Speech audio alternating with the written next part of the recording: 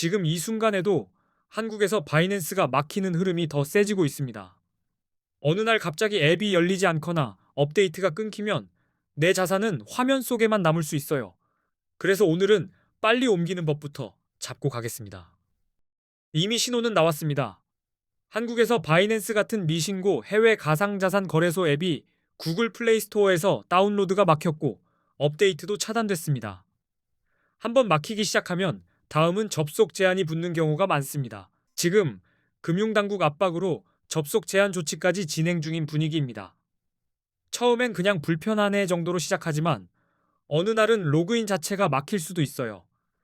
그래서 바이낸스 이용자분들은 자산 이동을 서둘러야 하는 상황입니다. 이번 조치는 핵심이 딱 하나예요. 금융정보분석원 FIU에 정식 신고하지 않은 해외 거래소들에 대한 제재입니다. 신고가 안 된 곳은 한국에서 점점 숨쉴 공간이 줄어듭니다. 기존 이용자분들 입장에선 선택지가 갈립니다. 우회해서 계속 쓰거나 안전하게 자산을 밖으로 빼두거나 다른 거래소로 옮겨두는 방식이죠. 문제는 시간입니다. 막힌 다음에 움직이면 늦습니다. 신규 이용자분들은 더 답답합니다. 플레이스토어에서 설치가 어려워졌고 업데이트도 안 되니 시작부터 길이 막혀요. 웹으로 들어가면 되지 않냐고요? 그 웹 접속도 제한이 붙을 수 있다는 게 더 무섭습니다. 왜 이렇게까지 세게 나오느냐? 원인을 먼저 정리해 드릴게요. 첫째는 FIU 미신고입니다. 바이낸스는 국내 금융당국 FIU에 가상자산 사업자 신고가 되어 있지 않은 상태로 분류됩니다.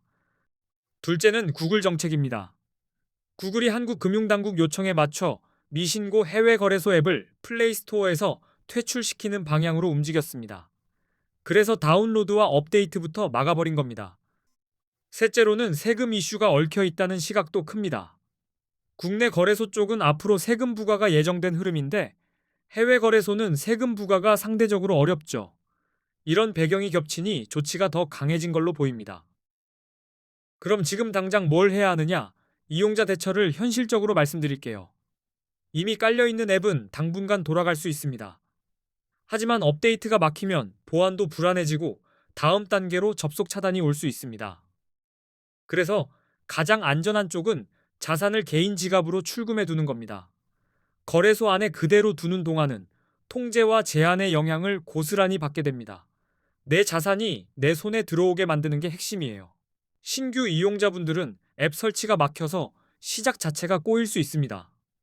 그리고 웹 접속도 제한될 수 있으니 나중에 깔면 되겠지라는 생각이 오히려 위험해질 수 있어요. 우회 접속 얘기도 많이 나옵니다. VPN 같은 방법으로 돌아가는 길이 있긴 합니다. 다만 그 길은 보안 문제와 법적 위험을 감수해야 합니다. 되는 게 중요한 게 아니라 감당 가능한지 먼저 따져야 합니다. 국내 거래소로 가면 해결 아니냐고요. 대안처럼 보이지만 한계가 분명합니다. 국내 거래소는 레버리지를 쓰기 어렵고 거래 수수료도 체감상 더 높게 느껴질 때가 많습니다. 게다가 세금 부과 예정 흐름도 있습니다. 그래서 저는 국내 거래소로 옮기는 건 추천드리지 않습니다. 편하니까로 결정하면 정작 선물 거래에서 중요한 선택지가 줄어들어요. 지금은 내 스타일에 맞는 곳으로 옮길 준비를 하는 게 더. 이번 사태로 한국인들이 가장 많이 가입하고 이동하고 있는 거래소 5곳을 비교 분석해 두었습니다. 단순히 이름만 던지는 게 아니라 실제로 옮길 때 필요한 조건을 중심으로 정리해뒀어요. 그 5곳은 공통점이 있습니다. 원화 입금이 가능하고 한글 지원이 됩니다. 그리고 수수료가 비교적 저렴한 편이라 단타를 하시는 분들에겐 부담이 덜합니다. 거기에 가입 이벤트로 $100를 지급하는 곳도 포함되어 있습니다. 이런 혜택은 시기마다 바뀔 수 있으니 제가 고정 댓글에 최신 기준으로 정리해 두었습니다. 바로 아래에서 확인하시면 됩니다. 자, 이제부터는 코인 선물 거래에서 초보가 가장 먼저 익혀야 하는 기본 단타법으로 넘어가겠습니다. 오늘은 어렵게 안 갑니다. 언제 롱을 잡고 언제 숏을 잡아야 하는지 딱 감이 오게 만들어 드릴게요.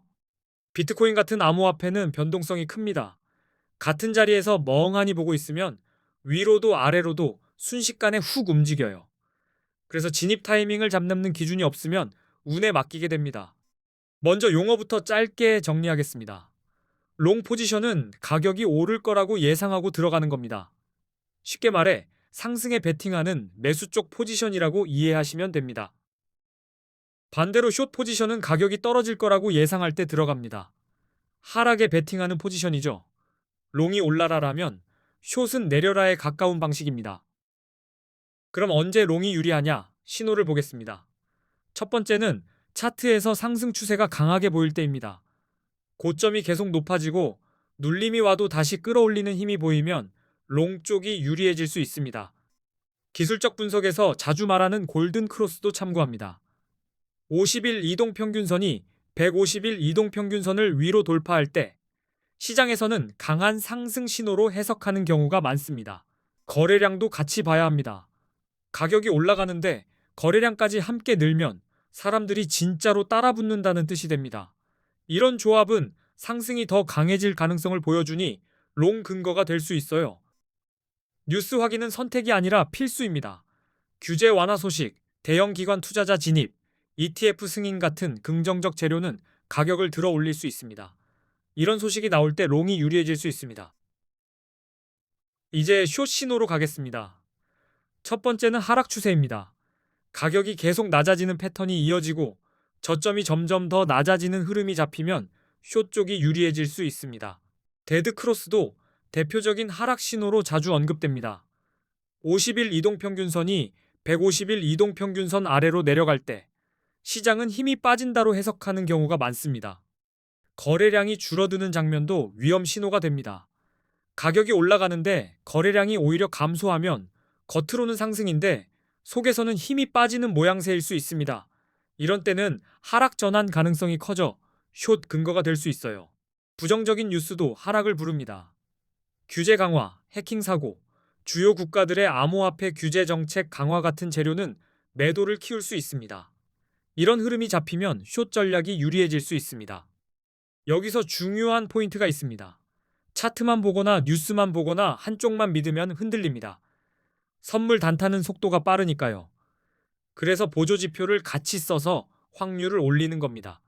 대표 지표로는 RSI, MACD, 볼린저 밴드가 있습니다.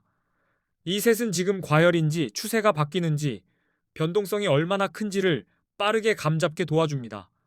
RSI로 과매수와 과매도를 판단할 수 있습니다. RSI가 70 이상이면 과매수로 해석되어 숏을 고민할 수 있고 30 이하이면 과매도로 해석되어 롱이 유리해질 수 있습니다. MACD나 볼린저 밴드는 추세와 변동성을 더 입체적으로 보게 해줍니다. 단순히 오르내 내리내가 아니라 지금 움직임이 커질지 꺾일지를 판단하는 데 기준점이 됩니다. 정리하겠습니다.